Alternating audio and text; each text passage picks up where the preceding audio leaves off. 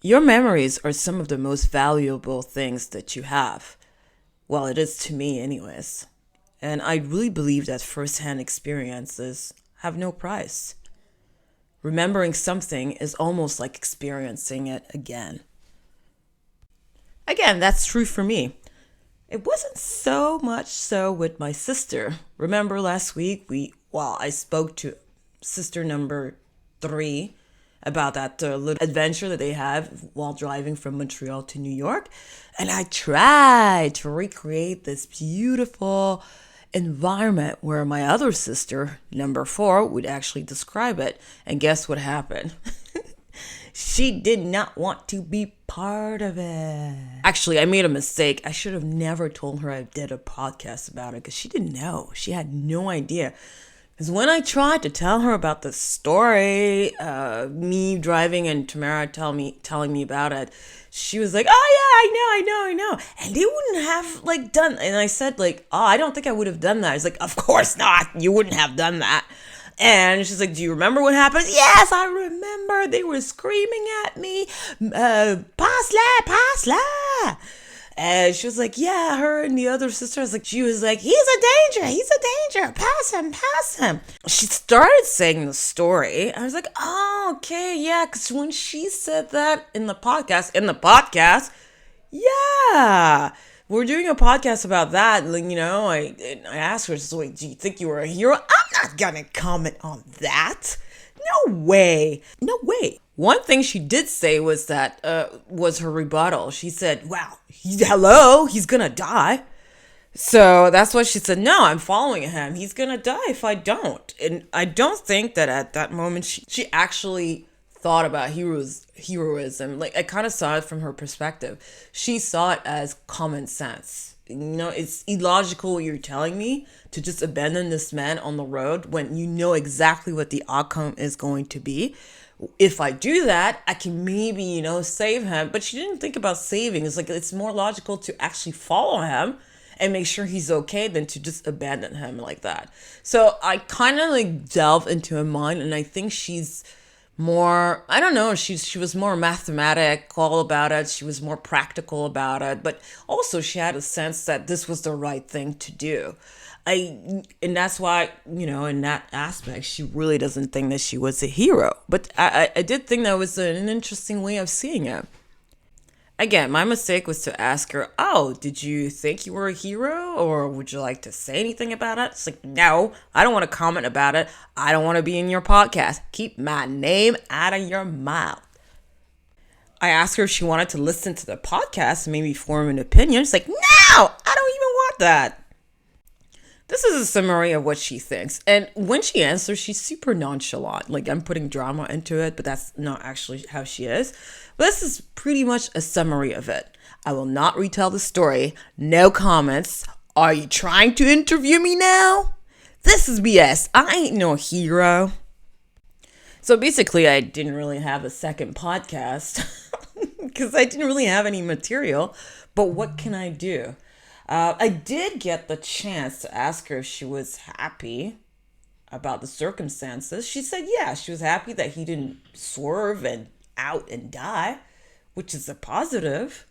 She was happy when he took the next exit, paused, and tried to say hi. She didn't really get to see his face, but because she was driving, but she was happy about that. But honestly, I get it. I think it's intimidating to put someone on a pedestal. I mean, my sister's very confident. This is how she sees it, and this is how she's going to do it, and nothing can change her opinion, basically. I think that comes from my mom. My mom is like that.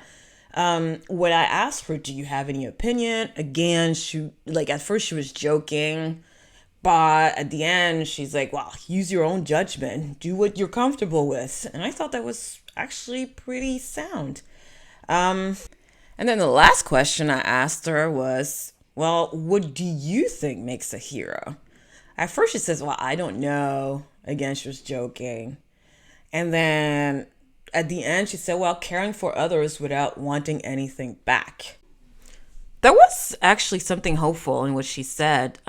She did believe that, or she hopes, that the people who were part of the story, the guy who was driving, the girlfriend who was sleeping, recognize themselves in the story and realize it and say, it was me. Honestly, my dream would be for them to reach out and say, I remember this. Sometimes you really wonder what happened to them. We have no idea if they were Canadian, American, whatever. So it would be something interesting to actually be able to reconnect with them. So what is a hero? Honestly, I don't know. Is it the person who volunteers at a homeless shelter? A single mother who provides for her kids? The father who doesn't eat supper so their kids can feel full? The first woman who starts a Me Too at a toxic work environment? The person who returns a lost child? A cat who saves a little boy? The person who jumps into an ambulance during COVID and tries to save patient. And when I say that, I'm thinking about my cousin, because that's what he did at the beginning of COVID in New York. Maybe I should have a podcast about him. Or maybe it's just a person who knows they have the power to help someone at this time and does it. Then again, I'm sure it's not someone with a cape and tight pants that only does good on TV. Maybe it's just that, a person who knows they have the power to help someone at this time. I mean, I have a story that's relatable to that. But before I tell you the story, I'm going to start with this. You don't want to travel with me.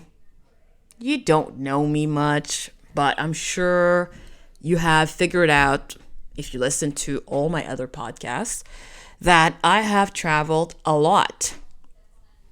Yet you don't want to travel with me.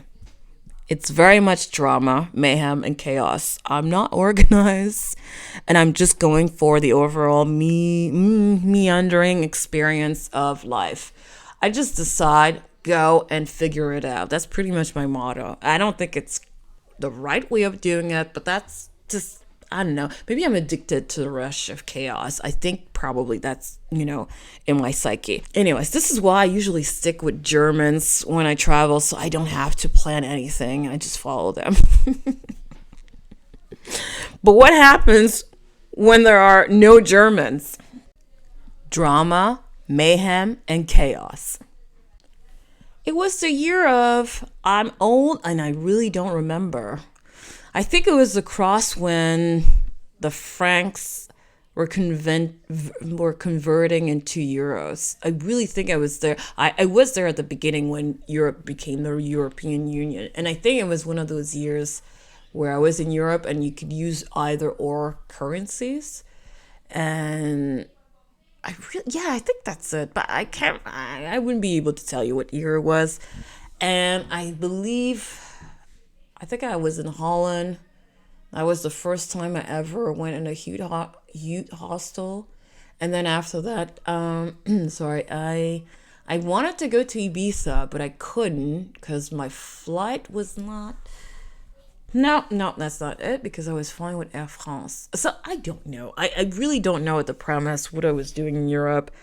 Sometimes all these trips get muddled. But I think I did want to go to Ibiza. And it's funny because I must have manifested it, because years later I ended up living there for 5 years. But I didn't get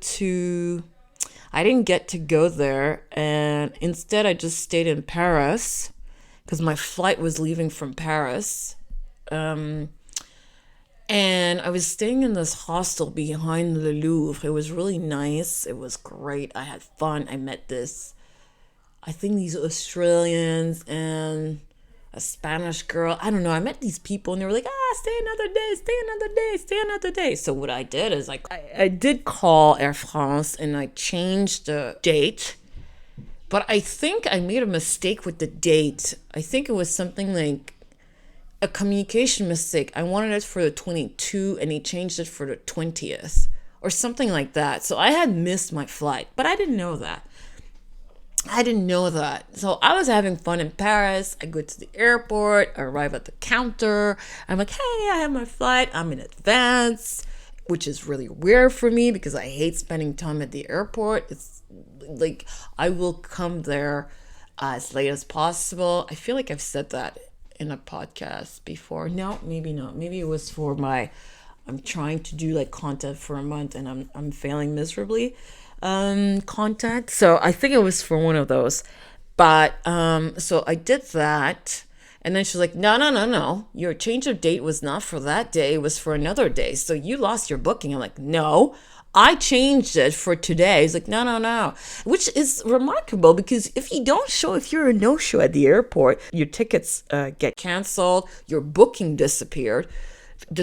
So I'm really surprised that it didn't happen back then. But no, she was able to get my booking and she said, no, you didn't change it for the right time. It was supposed to be a few days ago. I was like, no, I changed it for today. Like, what are you talking about?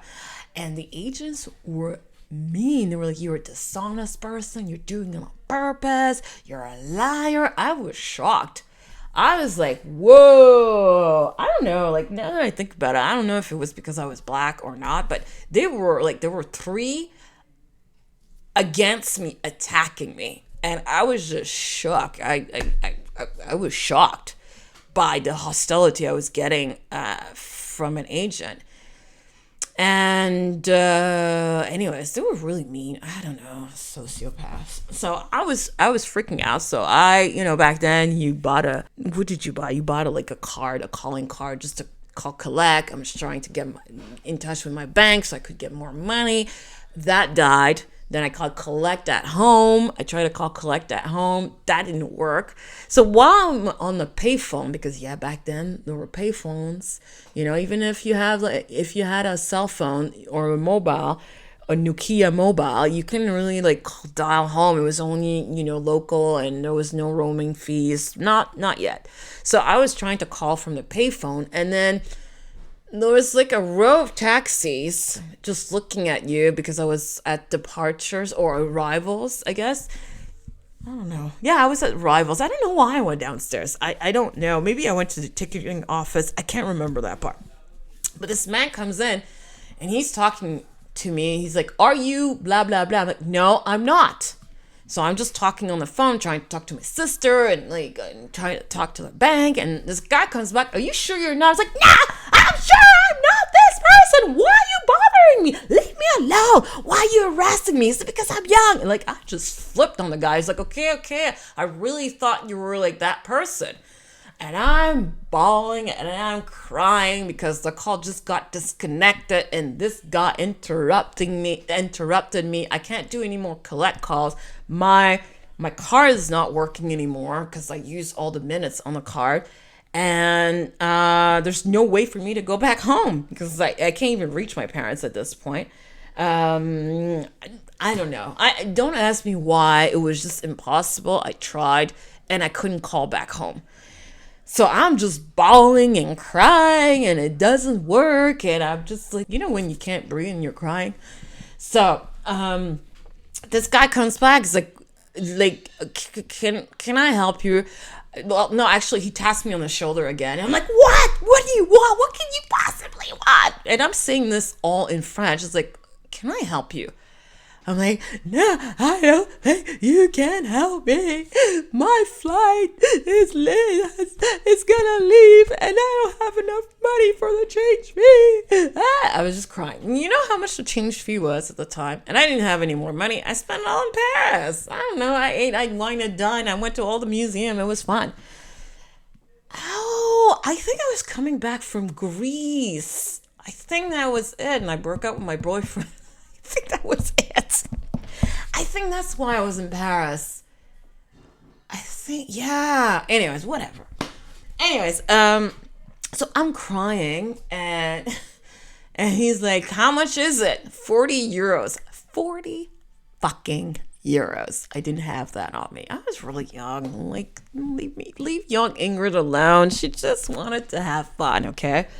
So I didn't even have 40 euros. He's like, okay, stop crying. I'm like, don't tell me what to do. He's like, just stop crying, okay?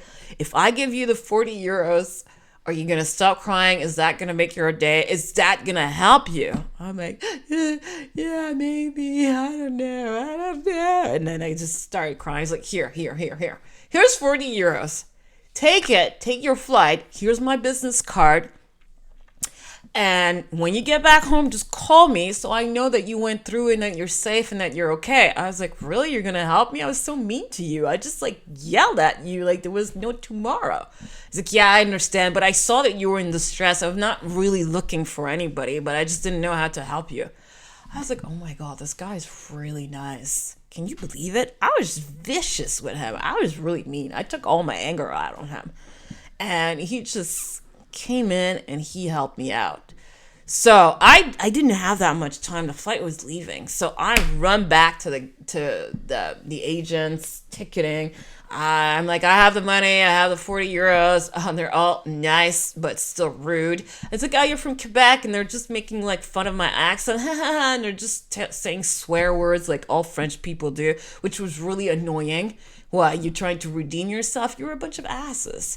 And I'm like, I'm like, okay, I'm going to run to the gate, and they're like, you know what pisses me off is that they were assholes. Like, you better run to the gate. I'm like, okay, I'll run to the gate. I arrive. Back then, I don't know, you had to like, of course you have to go to security and then you have to go to, you have to go through customs and immigration. And then after that, there was another checkpoint.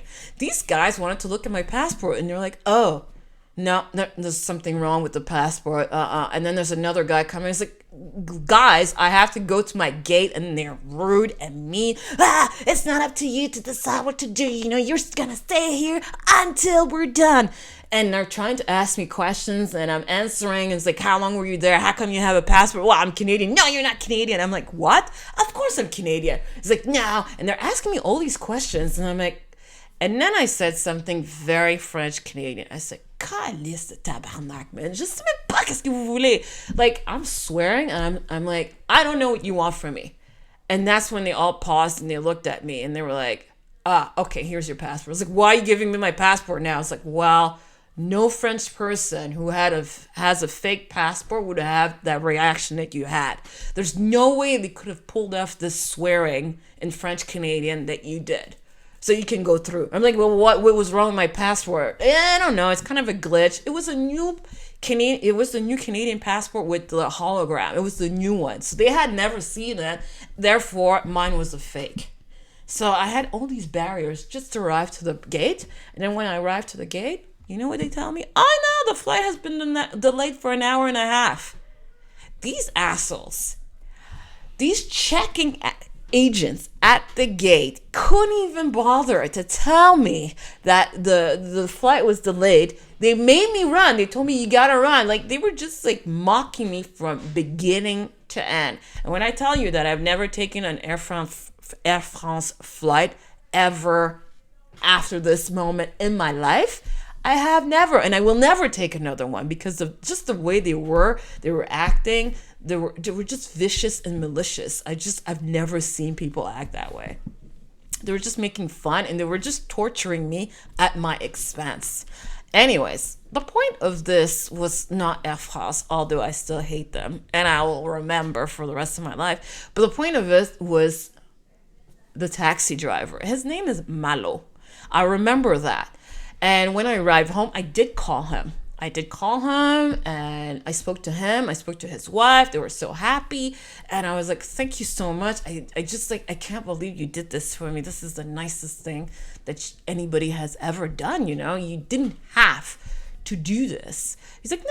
I'm really, really happy to have done that. I'm so, like, can I send you some money back? Can I, like, just give me your address? I'll do it. I'll send you the money back. No problems. No, I don't want any money, blah, blah. Well, can I send, okay, if you don't want the money, can I send you some stuff from Canada? It would really make me happy. He's like, okay, sure. And he gave me his address and I'm like, okay, I'll send it to him. So I bought a bunch of things. I bought, maple syrup, maple candy, a Canadian flag, a t-shirt. I bought him like $100 worth of stuff that I had in a box that I was ready to send. And you know what happened? I lost his address. Not only that, but I lost the business card. So I couldn't even call him back to tell him that I lost the address. That is by far one of the biggest heartbreak of my life. I really wish I could have contacted him again. And I have to say, I think about him all the time. I, I'll never forget that man. It was a simple gesture. It wasn't that big, but I will never forget what he did because I thought it was incredible. And also, I don't know why. I have a feeling like these past few years, I have a feeling he died. I don't know. I really wish I could. I really wish I would. I wish I could know what happened to him. I don't know. I think about him all the time. I remember his face, and I think he was like French, but from Martinique. And I don't know. I really wish I could see him again. I really wish I could thank him again. Because he taught me something also. He taught me to be super nice to strangers. He taught me to be nice to tourists. He taught me to, when somebody's lost in the metro station or lost in the street, I usually approach them and ask them if I can help them.